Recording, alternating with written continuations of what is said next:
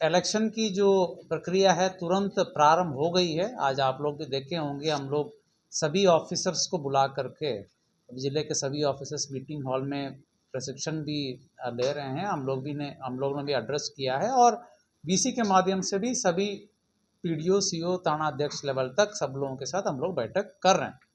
शुरुआत में हम लोग को 29 कंपनी भी मिली हैं। इलेक्शन के लिए भी और कंपनियां आएंगी, धीरे धीरे अलग अलग जगहों पर जाएंगे।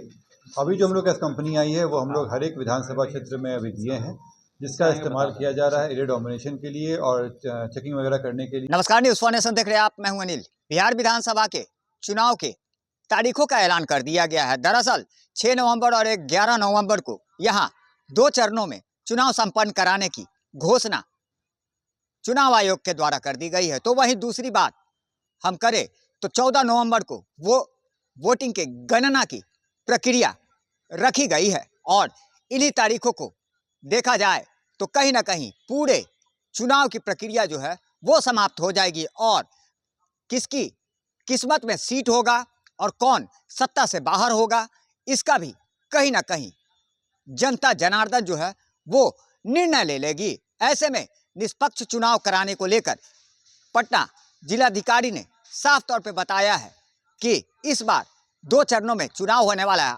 वैसे में आइए हम सीधे सुनवाते हैं कि इस पूरे मामले को लेकर क्या कुछ जानकारी दे रहे हैं पटना जिलाधिकारी डॉक्टर त्यागराजन SM, और वहीं साथ ही साथ क्या कुछ जानकारी दे रहे हैं सुरक्षा व्यवस्थाओं के पुख्ता इंतजाम के बीच पटना पुलिस कप्तान कार्तिकेय शर्मा।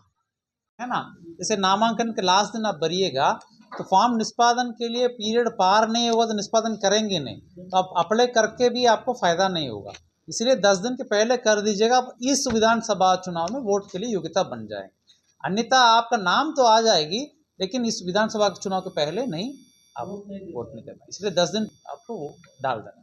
आपको समय समय पर आप लोगों से मिलते ही रहेंगे, लेकिन कामों को कोशांग देख रहे हैं।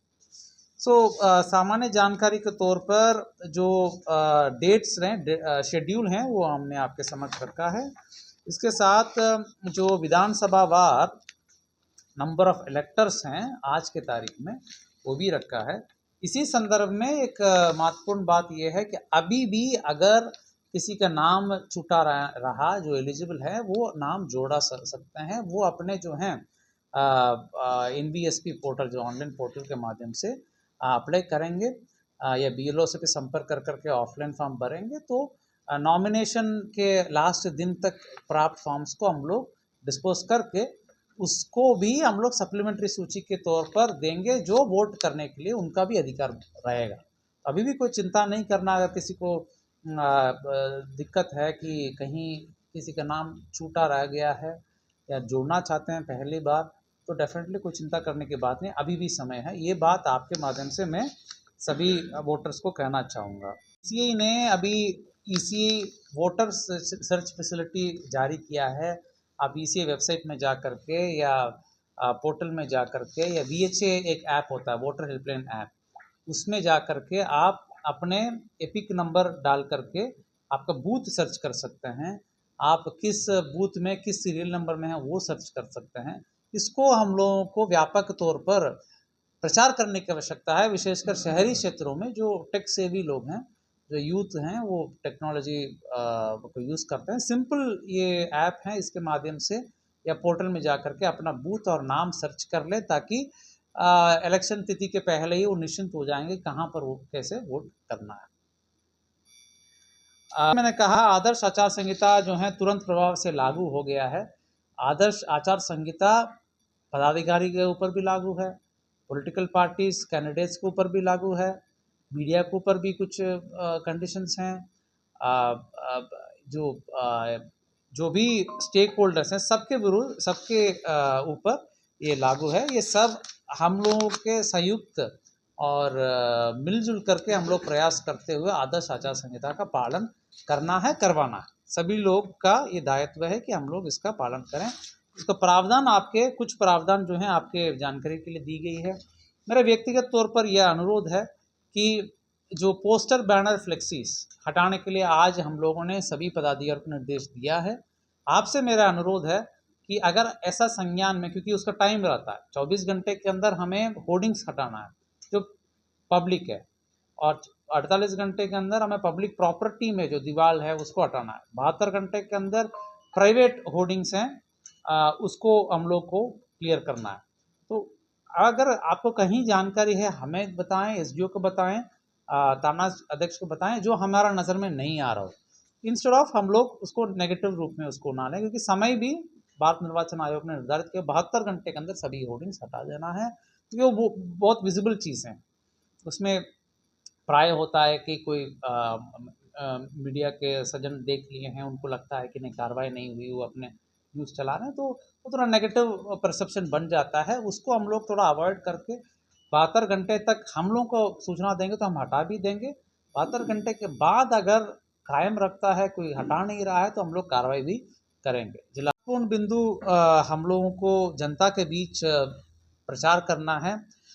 जो वोटर इन्फॉर्मेशन स्लिप बांटा जाएगा, है ना, वोटर पर्ची कहा जाता है सामान्य भाषा में, उनको उसको जो है अच्छे तरीके से हम लोग बांटने का पूरा कोशिश करेंगे। उसके साथ लेकिन वो केवल जो है वो अकेले पर्याप्त नहीं है, उसके साथ जो है ये 12 डॉक्यूमेंट्स, उसके साथ कोई भी डॉक्यूमेंट पहचान पत्र के रूप में काम करेगा।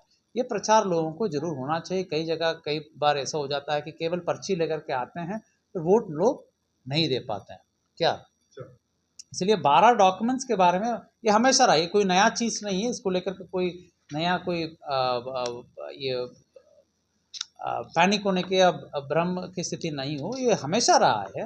ये 12 डॉक्यूमेंट्स में एक डॉक्यूमेंट वोटर पर्ची के साथ चाहिए। वोटर पर्ची नहीं भी हो तब भी चलेगा, वोटर पर्ची मान लीजिए कोई घर में भूल गया तब भी चलेगा, लेकिन 12 डॉक्यूमेंट्स में एक डॉक्यूमेंट जो है वहाँ पर ले आना होगा। इसके बारे में लोगों की प्राय हम लोग देखते हैं, लोग केवल पर्ची मिल गया उसको ले आते हैं, फिर दिक्कत हो जाती है, कोई लौटा देता है और दिक्कत लोगों को हो जाती है। तो इसके बारे में भी आप लोग कृपया जानकारी दें।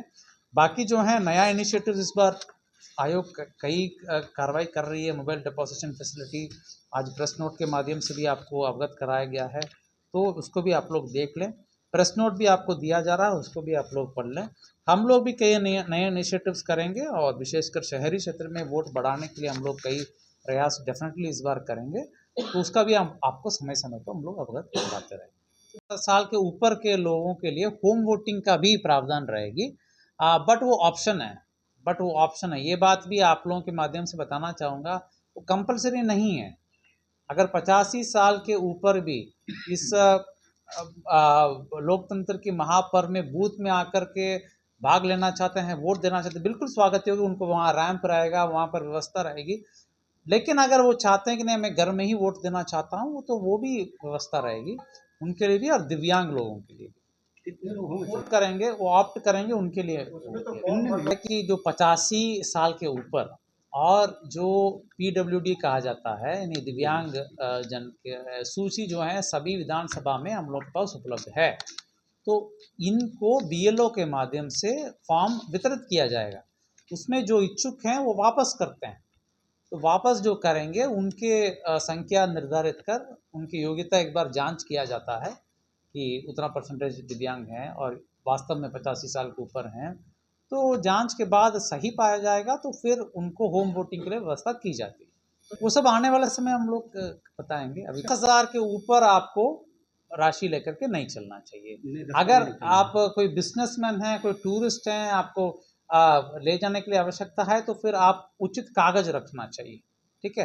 50,000 के ऊपर जो है उसको सही कर करके जांच करने के लिए अधिकार संबंधित पदाधिकारी को रहेगी। पर ऐसा नहीं कि आप मतलब कोई व्यवसाय कर रहे हैं, कोई आप बिजनेस कर रहे हैं, 1 लाख ले जा रहे हैं अर्जेंटली कहीं बैंक से निकासी कर, ऐसा नहीं कि उसको जब्ती कर लिया जाएगा, पर जांच के दायरे में वो आएगा।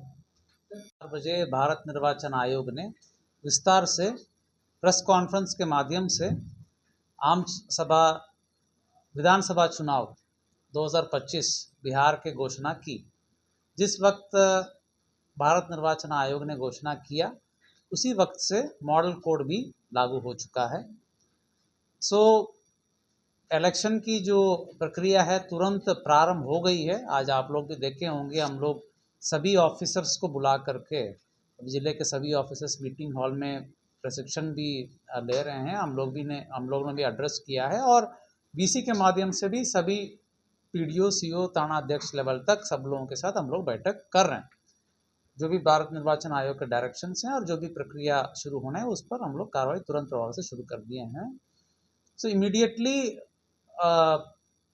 देखने की चीज़ ये है कि 10 तारीख से हम लोगों को नॉमिनेशन की प्रक्रिया शुरू हो जाएगी। पटना जिला के पहला फेस है 6 नवंबर को चुनाव है। 10 अक्टूबर से 17 अक्टूबर के बीच में नॉमिनेशन की प्रक्रिया रहेगी और स्क्रूटनी और उसके बाद विड्रॉयल ऑफ कैंडिडेट्स और स्क्रूटनी को होकर के 6 नवंबर को चुनाव होगी और 14 नवंबर को काउंटिंग होगी। ये पटना जिला के सभी 14 विधानसभा के स्थिति रहेगी। तो सभी जगह पर आरओ प्रशिक्षित हो गए हैं, एआरओ प्रशिक्षित हो गए हैं और आने वाले समय के लिए सभी पदाधिकारियों को अपने अपने भूमिकाओं को समझा करके कोषांग गठित करा करके हम लोग कार्रवाई शुरू कर देंगे। में जो विधि व्यवस्था के लिए हम लोगों को फोर्सेज आना शुरू हो गई हैं। शुरुआत में हम लोग को 29 कंपनी भी मिली हैं।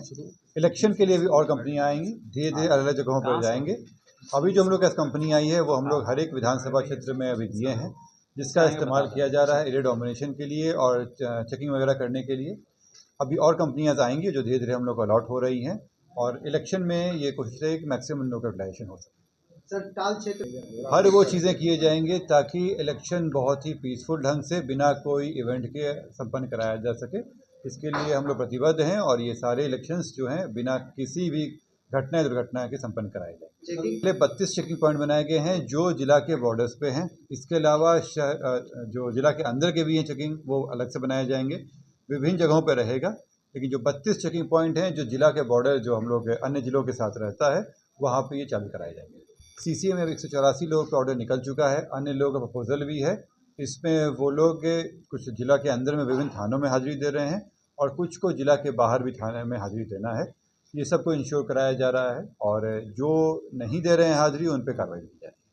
तो जाहिर सी बात है, आपने सुना 2 चरणों में ये पूरी चुनाव की प्रक्रिया जो है वो संपन्न करने की पूरी घोषणाएं कर दी गई है और वहीं 14 नवंबर को इसका परिणाम भी घोषित हो जाएगा। लगातार हमारी छोटी बड़ी खबरों से अपडेट रहने के लिए देखते रहें न्यूज़ फॉर नेशन।